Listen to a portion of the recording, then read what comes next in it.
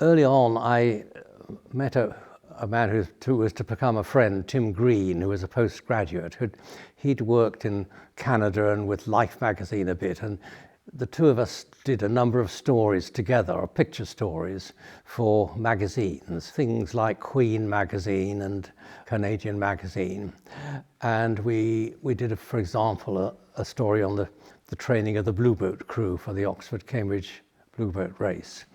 And then, I don't quite know how it came about, but we thought about the night climbers, because they had this mystique and everyone was rather interested in them, but nobody actually knew any of them. And somehow we got to know a few of them, and they suggested we come along with them and have a look. And at that time, there'd been a book written about the night climbers that was quite well known, I think in the 30s or something even, but nobody had attempted to photograph them, or nobody had photographed them seriously. There were photographs around from before, but they were taken by night climbers, not taken by a photographer.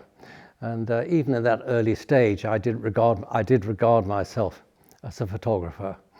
So we went along and tried to go out and take a look at a particular climb. And I didn't like heights much, so I tried to keep my feet as near the ground as I could. So it was really a question of setting up a particular picture. And I think if you look at the pictures, you can sort of see why and how they worked.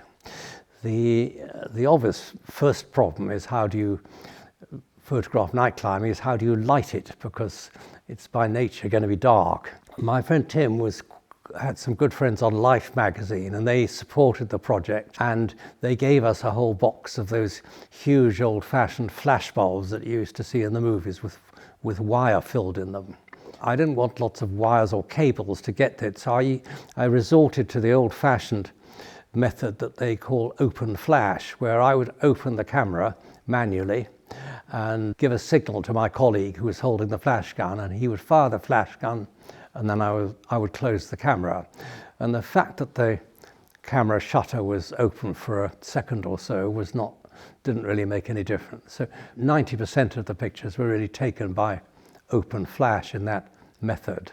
And obviously I was trying to get where I was up somewhere on the building, and the flash might have been somewhere quite far away on the ground, just to give a nice picture with one light. It's still a photographic challenge, because when you look at the pictures, you have to light them in such a way that you've got an awful lot of black in the picture, and you've got to light them in a way that lights up the climber so that you can see who he is and where he is. If I could summarize the night climbers as a story, it was certainly exciting.